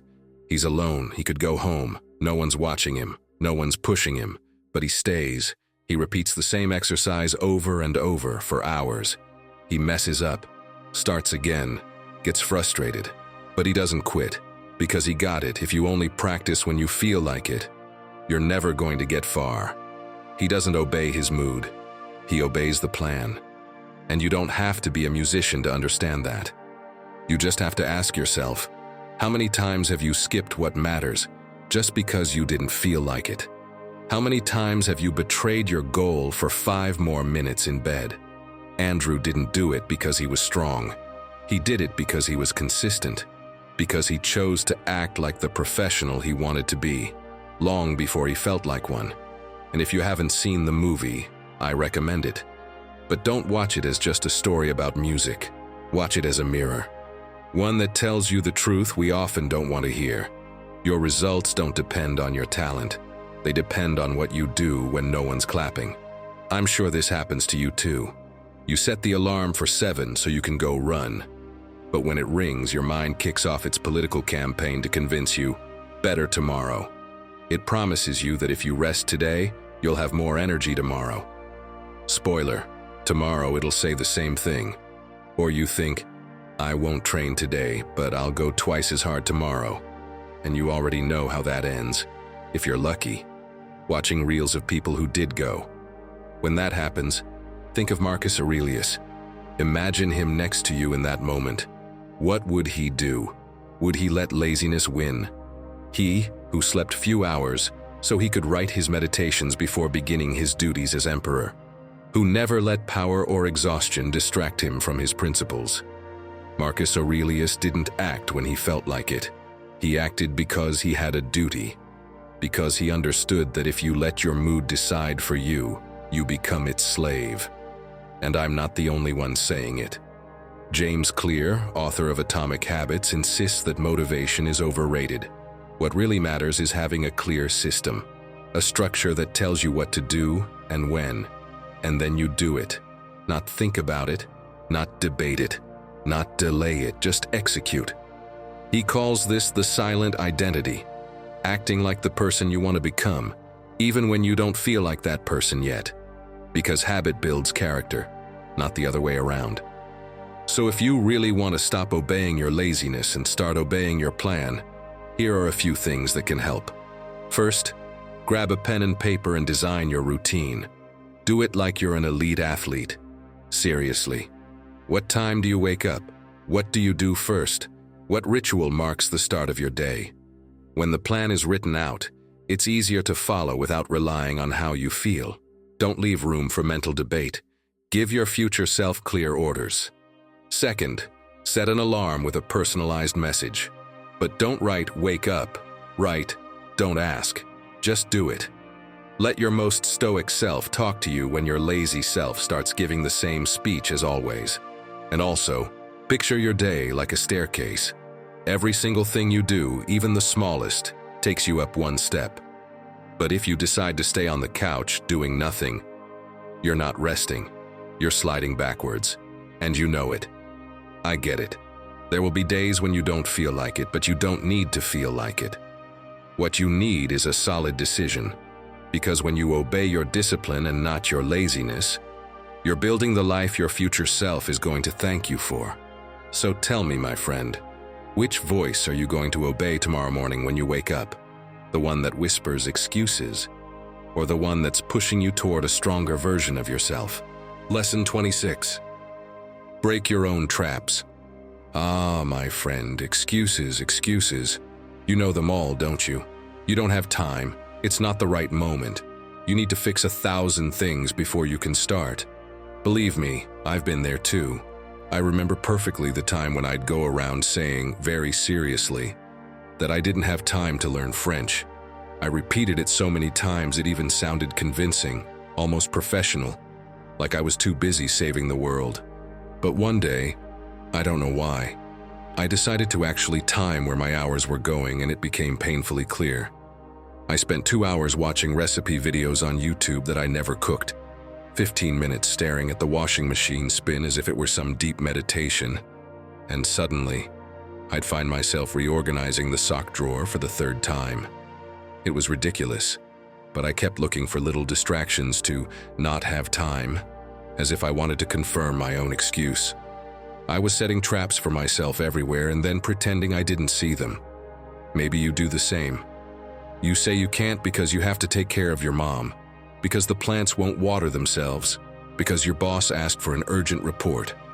And meanwhile, that course you've been excited about is still there, waiting for you in a browser tab.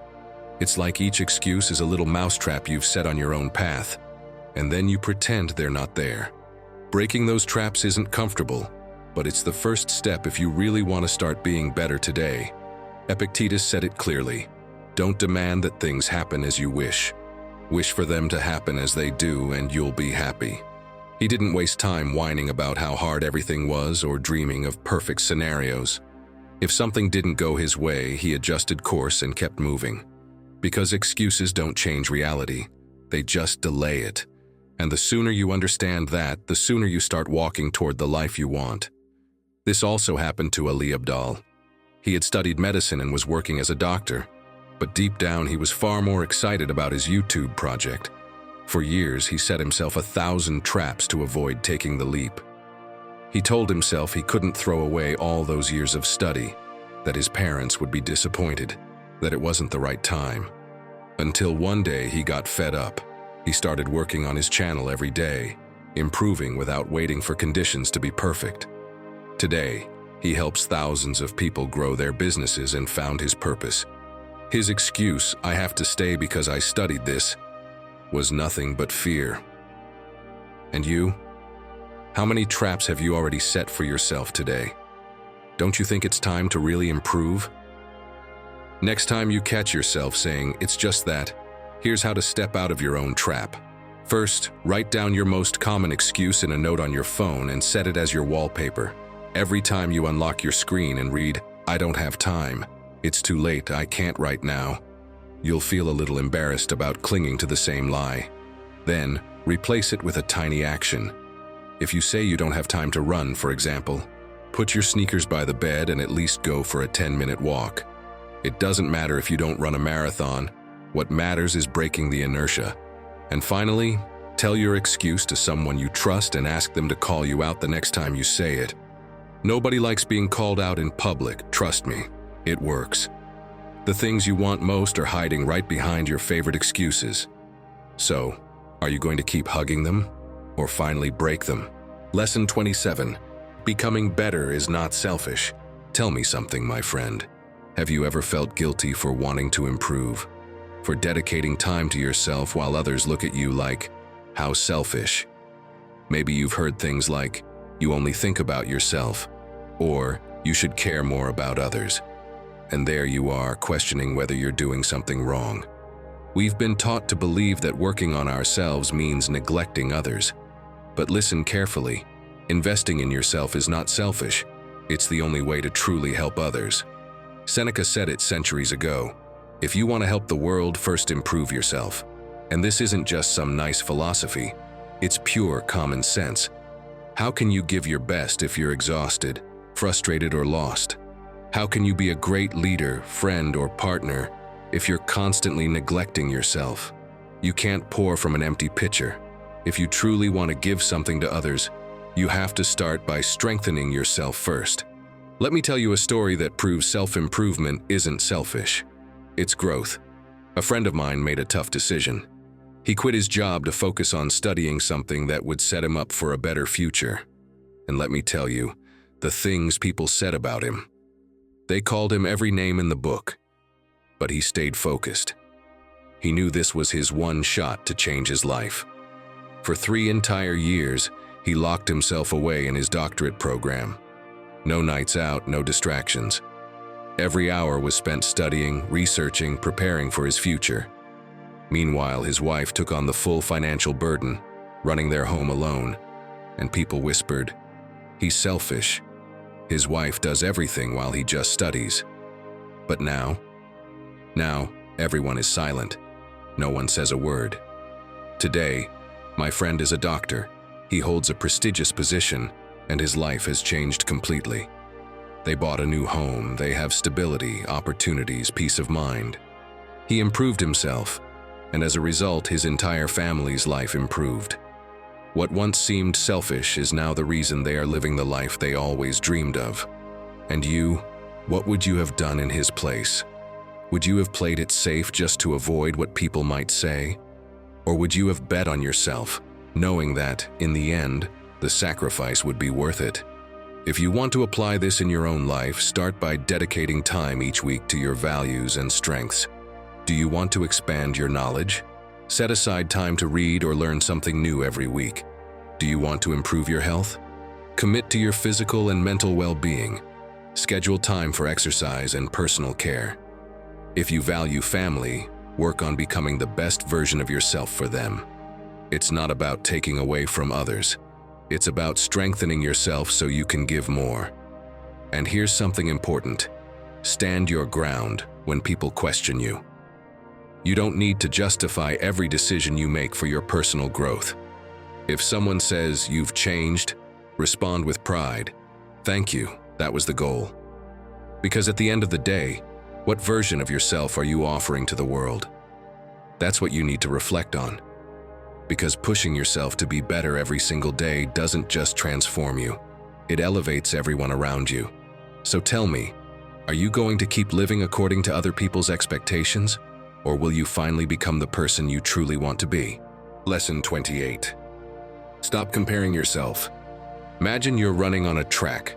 You're focused, breathing well, keeping a steady pace. But suddenly you start looking to the sides. You see someone running faster, another who doesn't even seem tired, and instead of keeping your rhythm, you become obsessed with them. You tense up, you lose your stride, and worst of all, you stop moving forward. Sound familiar? That's exactly what happens when you compare yourself to others. It doesn't make you faster. It doesn't make you better. It just distracts you and holds you back. Do you know what Epictetus would tell you? Don't worry about what others do. Focus on what you can control. And he was right. What good does it do to waste your energy watching someone else's progress if it changes nothing in your own life? If you spend more time observing what others are doing than working on yourself, you're not just losing focus, you're losing your own progress. And this is where the worst enemy of all comes in: social media. I'm sure it's happened to you. You wake up in the morning, grab your phone without thinking, and start scrolling. You see someone traveling, another person running a successful business, someone else in the best shape of their life. And there you are, still lying in bed, feeling like you're falling behind. But, my friend, do you know what's really happening? You're comparing your reality to the most polished, edited version of someone else's life. And while you're doing that, you're not doing anything for your own life. So, what can you do to break this cycle? First, set personal goals and measure your progress based on who you were yesterday, not on anyone else. If you did something better today than you did last week, that's progress. If you took one more step in your project, that's what matters. Your only competition is yourself.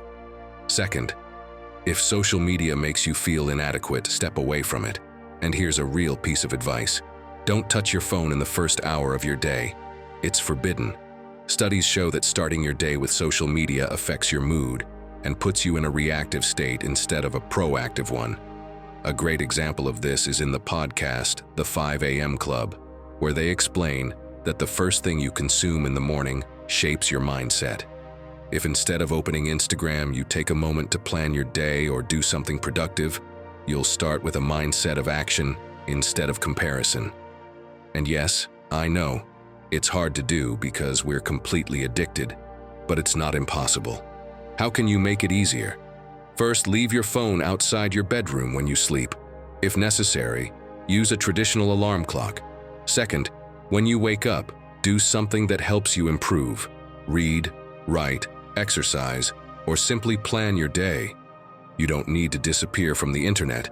Just make sure the first thing you do every morning isn't comparing yourself to others. Now, I want you to ask yourself something honestly. How many hours have you wasted watching other people's progress instead of working on your own? How many times have you let comparison drain the energy that you could have used to improve? My friend, if you force yourself to be better day after day, the only comparison that will ever matter is the one you make with yourself. Lesson 29. Stop overthinking. Imagine you're holding a map. You study it, analyze it, plan the best route. You know exactly where you want to go. But there's a problem. You haven't moved a single step. And here's the truth, my friend. You can have the most detailed map in the world, but if you don't walk, how do you expect to reach your destination? This is what so many people do with their lives. They read about self-improvement, search for advice, watch motivational videos, but at the end of the day, they haven't done anything differently. Knowledge without action is useless, because no matter how much you think about improving, your life only changes when you take action. Marcus Aurelius put it plainly. Stop debating what it means to be good. Be good. Because what's the point of analyzing, planning, and discussing if, in the end, you don't get up and act? Nothing. If you want to change something, do it. Stop overthinking. Let me ask you something. How many times have you wanted to start something but got stuck in doubt? Maybe a project, an important decision, a conversation you've been avoiding. You tell yourself, I'll do it tomorrow. I'll wait until I have more time. I need to be fully ready first. But time passes and you're still in the same place. And then, the inevitable happens. You look around and see that others are moving forward.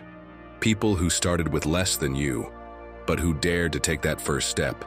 You see someone launching their business, someone else traveling, another person achieving what you keep postponing. And without realizing it, you start comparing yourself. And what do? You keep thinking, overanalyzing, waiting for the perfect moment, believing that if you just think hard enough, one day you'll wake up with absolute certainty that now is the right time. But here's reality, my friend. That moment never comes. And in the meantime, you stay stuck, unmoving, exactly where you were yesterday. That emptiness you sometimes feel, that frustration with yourself, it doesn't come from what you don't have. It comes from what you know you could do, but still haven't done. And if you truly want to improve day after day, you need to act now. Want the perfect trick to break out of this cycle? Mel Robbins' 5-second rule. It's simple, but powerful. When you know you need to do something but feel hesitation creeping in, count down in your mind.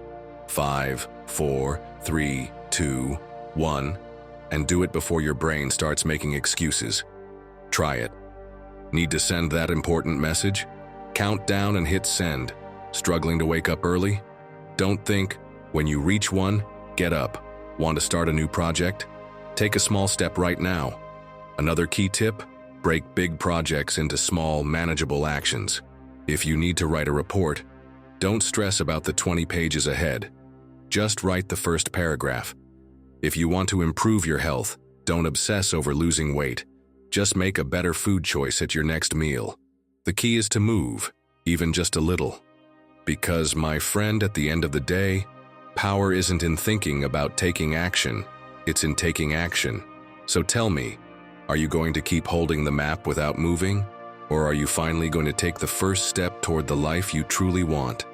Everything we've talked about so far has had one purpose: to push you to be better day after day. But if you really want to build the life you desire, there's still one last piece missing, something that ties everything together, the difference between staying stuck or moving forward without stopping. Do you want to discover it? Lesson 30. Surround yourself with people who make you uncomfortable.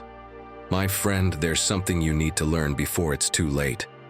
The people who truly push you are not the ones showering you with compliments all the time. I learned that myself a while ago. I used to write stories, and everyone around me, my friends, my family, kept telling me how good I was. You have a natural talent, they'd say. And of course I believed it. But deep down I felt stuck. Something didn't feel right. One day I signed up for a writing course. I thought it would just help me polish a few details, but on the very first day, after I read one of my stories out loud, the teacher looked at me and said bluntly, "Your story is empty. It sounds nice, but it says nothing." I froze. Inside, I was furious. On the outside, I tried to smile. That night, I went home with my ego in pieces, but with a new feeling. Finally, someone had pushed me to get better. Having only agreeable friends is like boxing with an inflatable dummy. Comfortable, sure, but you don't learn a thing. Because the ones who challenge you, the ones who make you uncomfortable, are the ones who force you to step out of the bubble you've been hiding in and work on being better every single day. Epictetus himself put it perfectly. He who fears being criticized also fears learning. He didn't just accept corrections, he asked for them. I can picture him walking through the Roman market, looking for someone to tell him what he was doing wrong, laughing while everyone else squirmed. Because he knew that avoiding uncomfortable truths also means avoiding progress.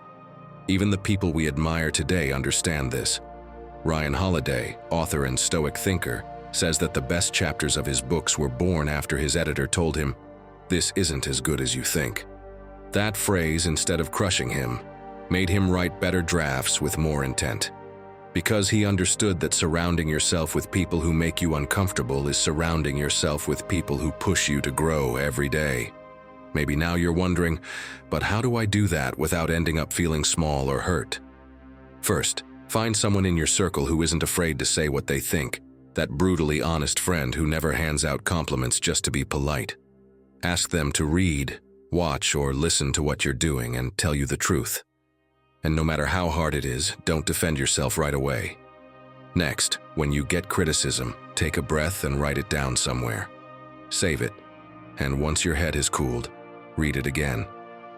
What feels like an attack at first is often a valuable clue for improvement.